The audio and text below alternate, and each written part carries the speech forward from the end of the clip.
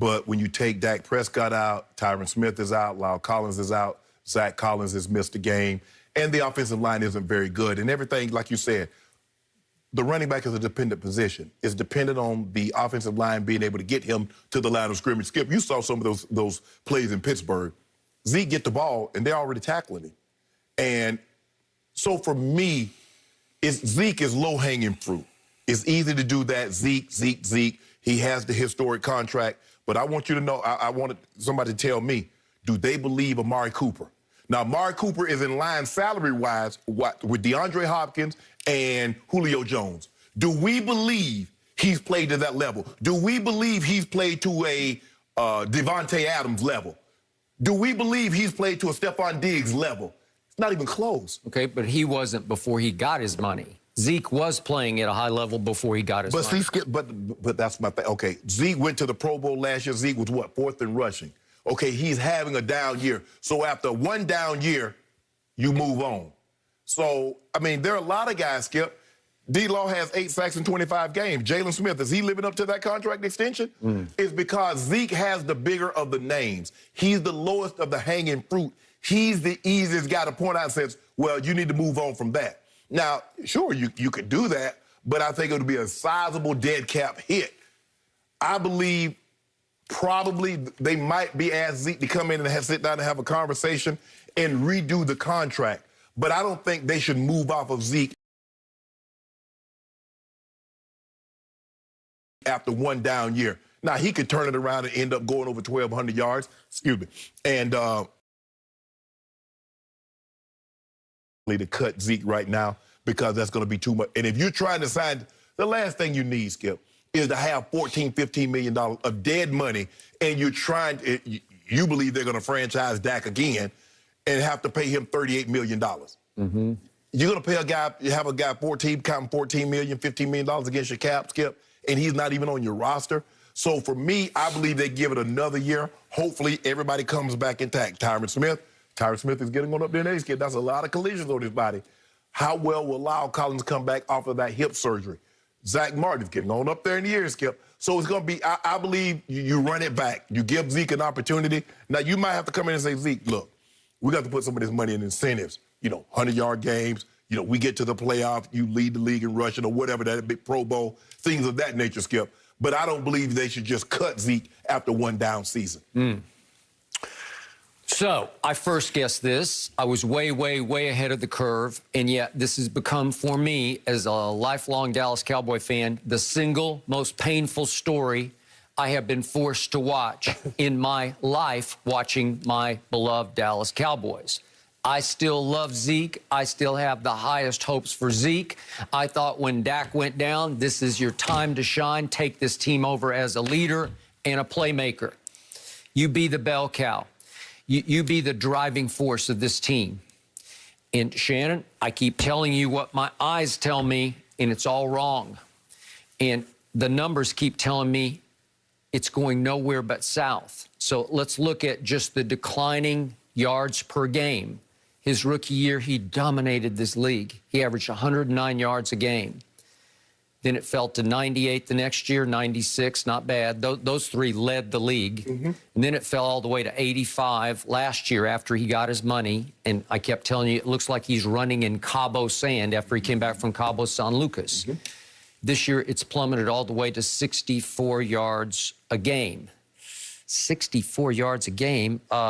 He's averaging 3.8 yards a carry. That ranks 40th in the National Football League. Well, that's what's concerning, Skip. It's not the yardage because they're falling behind so much, so you're not going to get the carries. It's when he does get the carries, he's still under 4 yards per carry. Okay, and Pro Football Focus, as we speak, ranks Ezekiel Elliott the 54th best running back in pro football. I would like to think he's better than that, but they're just going off what their grades tell them, and he's all the way down to 54th. Right. So Monday night, I had to sit and watch that game. And I watched Dalvin Cook, who is now leading this league at 119 yards per game. I had to watch him hit holes like lightning. Well, I'd just be like, whew. Zeke hits holes right now like a flickering light bulb that is about to burn out. You know, the light bulb that starts to flicker and it's about gone? That's how Zeke hits the hole. Zeke is now making the backup running back for the Cowboys, Tony Pollard, look like Dalvin Cook, because when Pollard comes in, it's like, oh, a breath of fresh air, a burst. Who knew? We haven't seen that. And what happened against Pittsburgh? The last time we saw the Cowboys play, they're obviously on a bye week until next Sunday.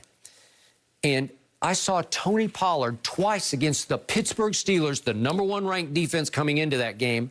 I saw him tear off 2 20-yard gains. I think we have those if we want to see them. This is like, what? Where did that come from? Would you believe that Zeke has carried the ball 150 times and has no 20-yard runs? And here's another one. Was it the blocking? Was it his burst? Was it his ability just to get outside quick enough that he actually was able to meet the hole while it was open? Let me ask you a question.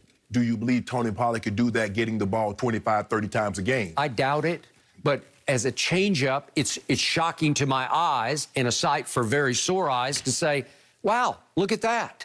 So what have we also seen from Ezekiel Elliott? Well, I hark back to the Thursday night game at Chicago last year. It was a turning point game for a team that I still had the highest hopes for.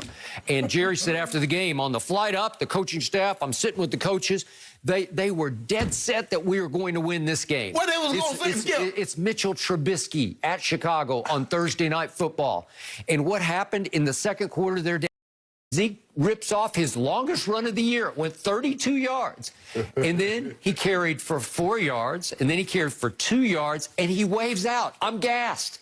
You're gassed? We had Eric Dickerson here, who I think is the greatest running back who ever played. And he's like, the last thing I'm going to be right then is gassed. Right. I want to take it home because it's my drive. I set up this drive. I'm going to finish this drive. I want pay dirt. Right. And Zeke is waving out, and I'm saying, what are you doing? And you know what happened? Pollard comes in cold, and he can't go anywhere, and then Dak has to toss it to the fullback on a 3rd and 5, and it goes nowhere, and then they miss a field goal, and that was the end of the game for them. It went south from there. And then this year, the Eagles game, you realize my team led 9-7 at halftime with Ben DiNucci at quarterback. Yeah. So this is Zeke's game. This is where Shannon Sharp would say, you've been pounding your side of the desk. Zeke. Yeah. The offense has to run through Zeke. So they say, okay, Zeke, it's your turn.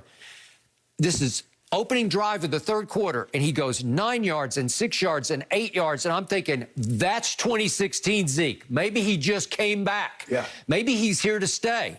And I look up, and Tony Pollard's in the game. I told you. He's in the game. What are you doing? You say Zeke, what are you doing? You told me Zeke needed a blow. You good with Tony Pollard? I guess so. But Tony does okay. He rips off a 7-yarder, right, then a 3-yarder, but then a 9-yarder. And I'm thinking, okay, let him go. Let him finish the drive. And Zeke comes back in. He needed a little rest. And he goes for a grand total of 2 yards on the next carry. And now they're down to the 26-yard line, 2nd and 8. And all of a sudden, I didn't know if it probably came from Mike McCarthy, is saying, I don't trust our run game at all. I'm going to run a trick play because they've been running trick plays the whole game. I'm going to let Cedric Wilson throw it on a reverse pass. And Fletcher Cox just blows the hell out of it. It's a -10, and it goes backward. It's 3rd and 18, and old Nooch, he goes backward and incomplete. And you know what happened? They missed a 52-yard field goal, and that was the ball game. Right. So once again, it's another turning point in which Zeke was not a $15 million man. They gave him the most money any running back in the game got. $15 million, and it inspired deals that came right down the pipeline soon after. Kamara got his, then McCaffrey got his, Dalvin got his, Derrick Henry got his, and even Joe Mixon got his. Right. Those are 5 straight deals. All 5 of those guys are playing at a much higher level right now than Ezekiel Elliott. There's no question about it. No, I'm not here to debate that. There's no question about that. But Skip, if you think about it, only one got a deal that superseded Zeke's. Only one. Okay. So maybe those guys like, hold on. We're starting to see what's going on with Zeke. But Skip, I don't believe the Cowboys are as committed to running the football. Now, we know Minnesota. And if you look at the teams that run the football really, really well, Skip, it's out of the Shanahan tree, or they're committed to it. You look at Cleveland. Where did that guy came from? He came from Minnesota. with Gary I got Kubiak. you. You look at the 49ers. You look at the zone read and Derrick Henry. Skip, they're gonna run the football. So the Cowboys, you can't like, okay, we're gonna run it this game. No, you gotta be committed to whatever you do. Be committed to it. Now, Skip, I'm not saying Zeke is the same Zeke 2016 as he is in 2020 because 1,500, 2,000 carries says absolutely not. But if you believe that offensive line is as dominant as it was in 2016, as it is currently today, that's not true either. Okay.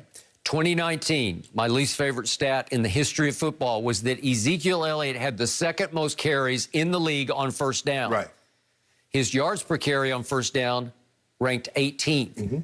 It's bad math. It won't work because you're trying to say establish Zeke. Let's just feed the beast. Right. Let him eat on first down, and the food is falling off his spoon before it even gets to his mouth, right? Well, Skip, you got to spike. Skip, can I get some creativity? I mean, at some point in time... They don't have it. They just say, here. But that's Mike McCarthy. That was, okay, Jason Garrett, you know...